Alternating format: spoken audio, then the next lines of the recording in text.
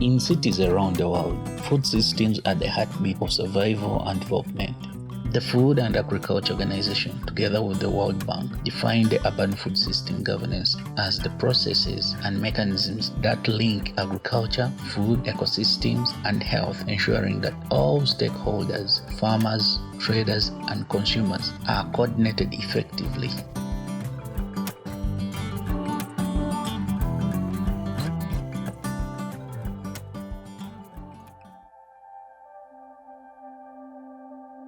Mbale City is one of the oldest towns in Uganda and is known for being the cleanest town in East Africa during the post-colonial era. Set at the foot of the slopes of Mount Elgon, Mbale City is well known for being the food basket of the east, north, and central parts of Uganda and across the borders to South Sudan and Kenya. The readily available market for these agriculture products has made all players across the region of Bugisu and beyond to rush into Mbale for business. Thus, this has continued to project Mbale as the bedrock central market of the region for all this food produced in the region, ranging from fresh vegetable, fruits, cereals, among other food items. However, the way the business is conducted, it's hard to know if there's any food governance system in place that the key players would follow to ensure there is food security and its availability to the consumers. Mbale City has got no policy on food. We were just at the council, or the third sitting of the council, I'm sure, is when we advised and asked the council to come up with a policy on food governance, which was accepted and it's just in offering. We do not have one that we have customized, but through our partners we are doing something like that. We have what we would call the national food policy, but it's also not so clear. So I know through our partners that is something we are trying to work on, and I think we shall soon have one in place, because for us to manage this, and this area, it's a food basket, but also what comes out of it, and especially when it comes to the quality, is what we want to ensure that we do that. So as we talk now, we are getting our friends who are helping us in that area, so we'll soon have one in place. As of now, we don't have an effective one that is customized to this area, but it is something that we are working on. I think in the next couple of months, we should be able to have it on before council for them to peruse and see how we can have it implemented and put in place.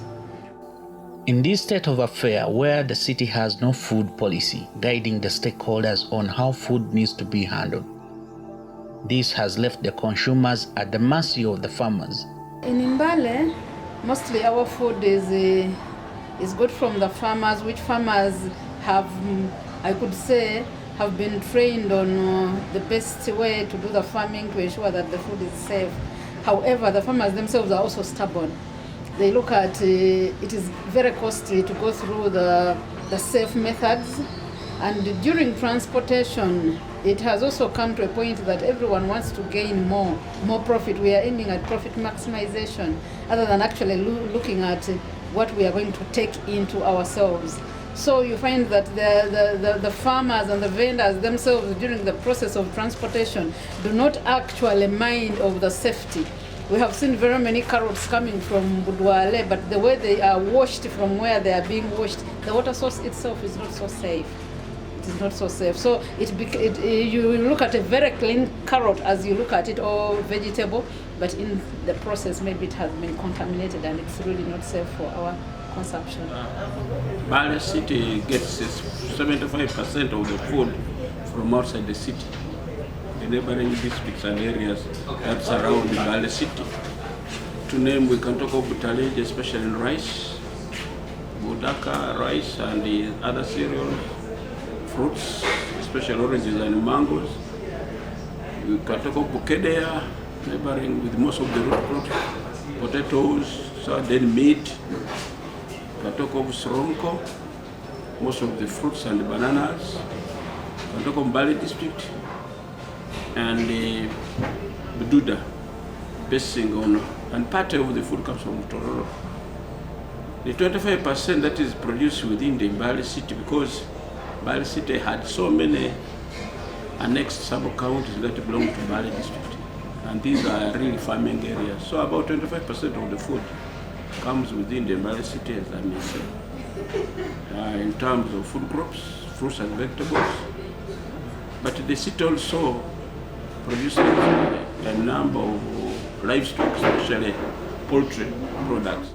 Distribution is a vital component in the food governance system, that it is here that the middlemen do their best to ensure that food is delivered to the market for both the retailer and the consumer. However, Mbale is that one city that heavily depends on the neighboring districts for the supplies of its food throughout the year. This food delivery system is one that deeply relies on the local network.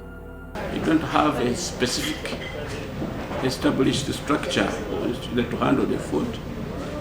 It lies in the hands of the private sector, but the producers, the transporters or the middlemen are the ones that are charged now with the handling of the food, right from the producing areas to the markets. And when the food arrives at the market, it's offloaded to the vendors who in turn unpack and also sell it to either the consumers or the food business people, especially the hotelers or food preparation places. So, in summary, as Mbale City, we've not made a clear organized structure that handles the food. Food is distributed by various stakeholders, by different peoples at different levels. Specifically, I can see food being distributed, first of all, at a lower level. We have different farmers by themselves who produce this food in the nearby areas of Mbale, for example, from Bufumbo, Jewa. We see farmers moving up with bicycles, tying on different banana bunches, bringing to the city, and other things coming to the city. Also, we see at large scale, we see also the tricycles. These are tricycles whereby they go in the nearby villages and the other areas around. They buy this food from the farm gate levels and then they bring to the market. We also see large trucks moving with different food items. Refrigerated trucks coming with fresh products like fish, other vegetables. We also see other trucks also coming with watermelon, coming with beans, coming with rices from different areas of Butalege and other parts of the country. Therefore, the food distribution within Mbale City is not one person's responsibility, but it is a collection of different players who together are bringing these products to the city. And also some importing, like things like spaghettis, things like wheat. From the bustling market to the street vendors, food retailing is so diverse, as there are formal market vendors operating in zone places where they are well regulated. The central government has established a number of markets, especially the Mbale Central Market, and the city itself has established the food markets around critical points of the entrance of the city, especially Northern Division and the Industrial State Division. However, the informal retailing is more complex here. Many vendors operate without licenses, which poses a challenge for maintaining standard in the food system of the city. Those areas that are established are in the formal sector where the city governance can also have an approach in trying to control food flow there.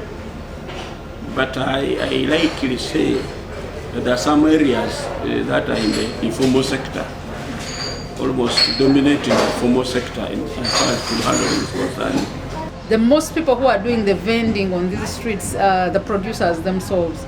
somebody does the production and maybe gets the daughter after school to go and sell these products, trying to avoid the hassle of somebody buying and transportation and so on. And in most cases, they are cheaper. So it makes it easy for the consumer to get. You get more from them than when you go to the market, because the market vendor has gotten involved in the transportation and all this. So you find that it is working, but it's not the safest. Ensuring food safety for human consumption is a key priority for any city authority. Thus, there is a need for engagement of all stakeholders involved to ensure that there is a systematic procedure followed to have safe food for the people. However, due to the lack of a policy framework in place, food safety remains a big challenge, right from the producer, the middlemen, the transporters, and to the consumer. At a large extent, the food safety is not as promising as it would be, depending on different distributors of food and different stakeholders along the value chain of production. The food safety is not really good. We see food being transported from various areas in different trucks. Like there's not the box bodies which are covered. No, you find someone is carrying food.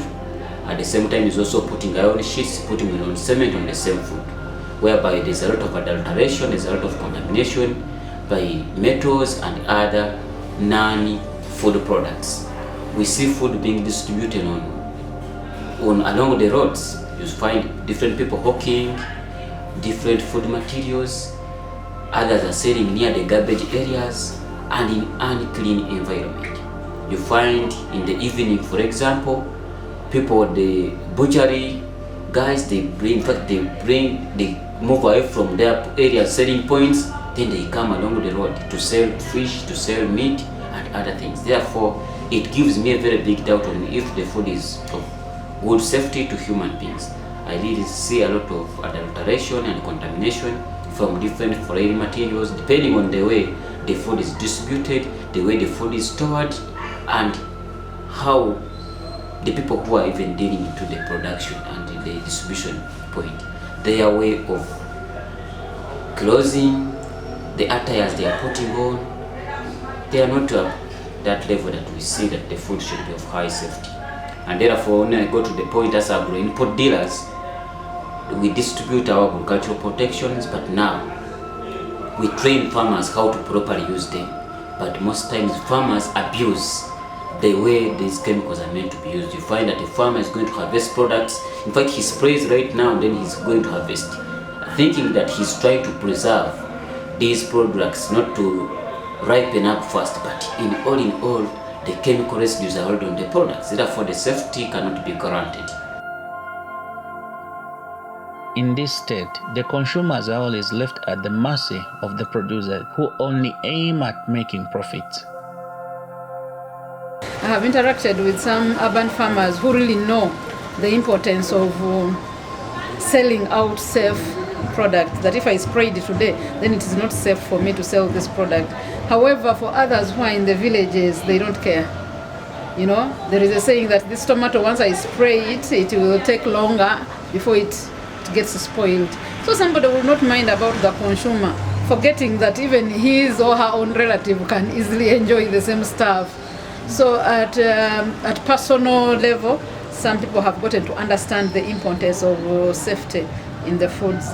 But for others, they are profit-minded. They aim at profit maximization. The city has not established any system to track down food right from the garden to the consumers.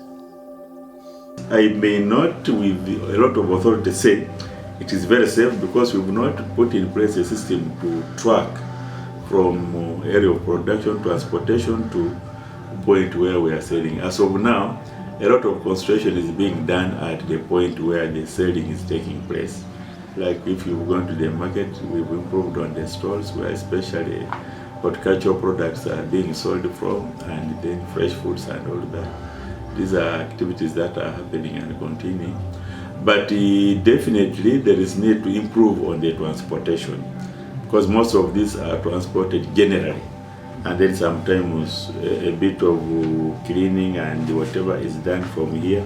So we would not, maybe that would come with, as we develop our food policy, that may now reflect and then focus on area where the primary produce is done, then the ones who's transporting to the market, to the final consumer.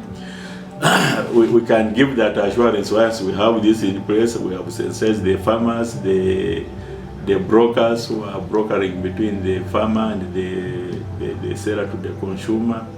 That may improve, but as of now, we do not have a system to track that, and therefore can't say with authority that this is done, this and this, and it is to the point of satisfaction.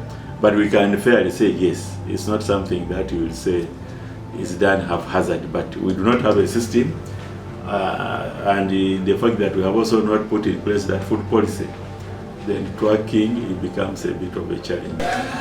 What we have done, the team of procurement, the items that are on the list of UNBS, which are supposed to be certified, and our teams of procurement, they cannot receive those items unless they are certified with the stamp from UNBS. And secondly, like the vegetables, like maybe watermelon, pineapples. Now, unlike the public markets, supermarkets follow a strict food safety protocol to ensure that food supplied to consumers is of good quality and healthy. We have partners who are directly involved with the farmers. We are directly involved with the farmers. We are able to interact with them on the quality of what we want, the size, and then the suppliers. Now, for things like chicken, sometimes meat, we have suppliers that we have farmers that we're in contact with. They can be able to give us directly eggs. Those are get it from the supplier, from the farmers. Eggs, chicken, sometimes even beef from the farmers themselves. Storage and preservation of food for a long time is a key challenge that many players in the city's food chain face, as the infrastructure available is not conducive. For us as Afra Shopping Center, we have the capacity to do that, because we have the frozen where we can go to ship them. We have also the stores where we have the store manager who can be able to handle. Because I know that big companies, those I can talk about, maybe I can talk about Abra bakeries. For us, we can be able to store things because we have the capacity to do that. Further, there's a call to action for farmers to collaborate on ensuring food safety, as well as seek for government support for better infrastructure. We appreciate that the central government has established a number of markets, especially the Mbale Central Market, and the city itself has established the food markets around critical points of the entrance of the city, especially Northern Division and the Industrial State Division. But in terms of structures, especially the markets and the roads and the other holding places, we hope that the fiscal planning will be advised that it will now establish and improve on the structure that will handle food as it enters the city.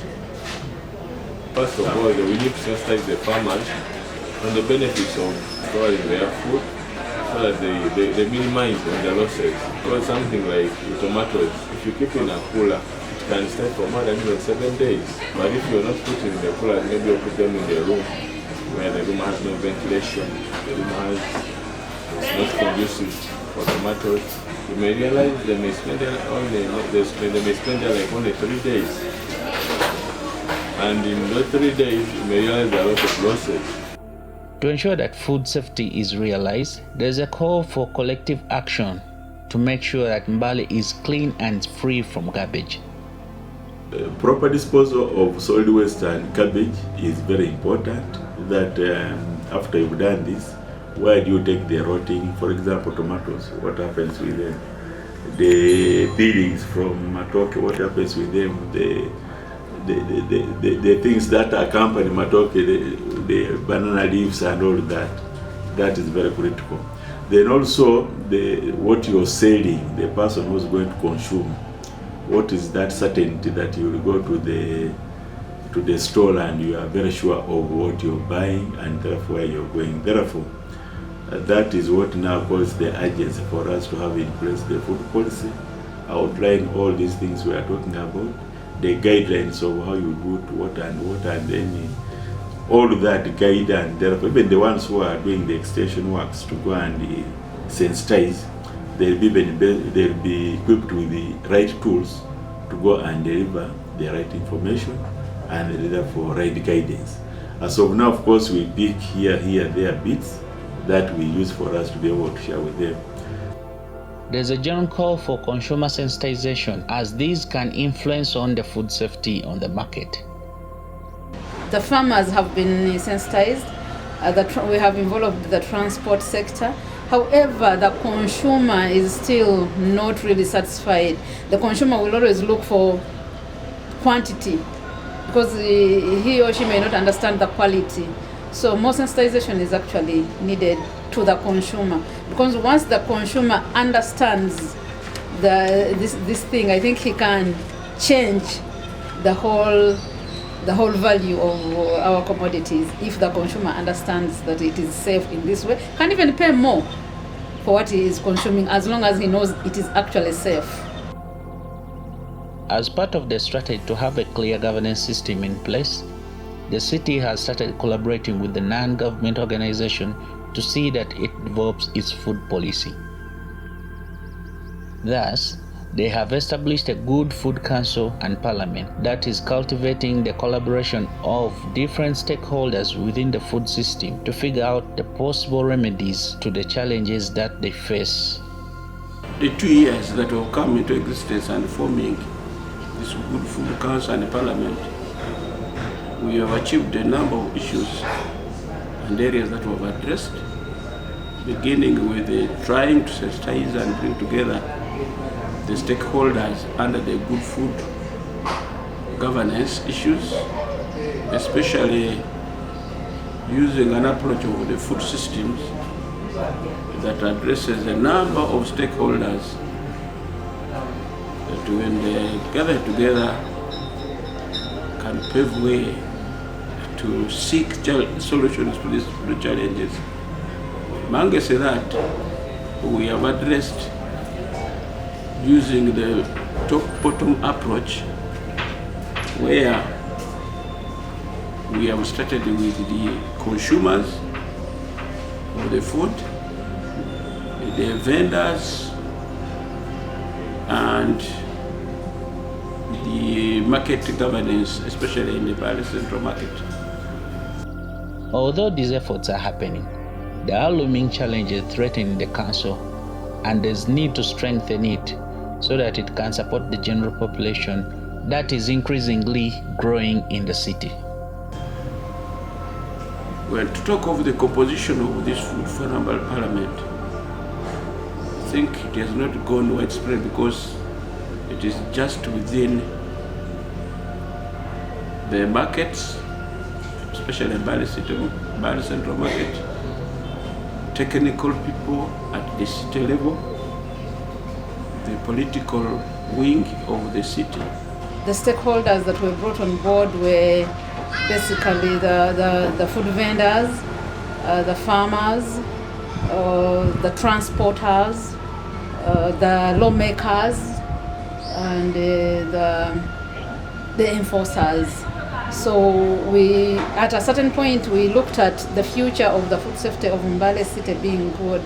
But at one point, I think it has gone so political, that one I will say, because we have reached a point and nobody's really seeing the future, but we are looking at gains.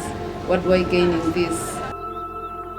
To ensure that this works, there's a call to action to see that all stakeholders are involved and understand their roles and responsibilities. The key stakeholders being at different levels, having the government at the first point, under the Ministry of Agriculture, Animal Industries and Fisheries, whereby we need to know those are first of all the key stakeholders when we're ensuring food governance. And for them, their role comes in certification, then coming up with the rules and regulations, and then also ensuring that there is proper monitoring and supervision of the implementation of these rules. We also have the NGOs, the non-government organization and the private sector, whereby they come in to assist the government in implementing, in financing and supporting how all this value chain needs to move. For example, Bukola Chemical Industries comes in that way, whereby for Bukola Chemical Industries, we are distributors of agrochemicals. It is a private business, but it ensures that it is distributing high quality agricultural solutions.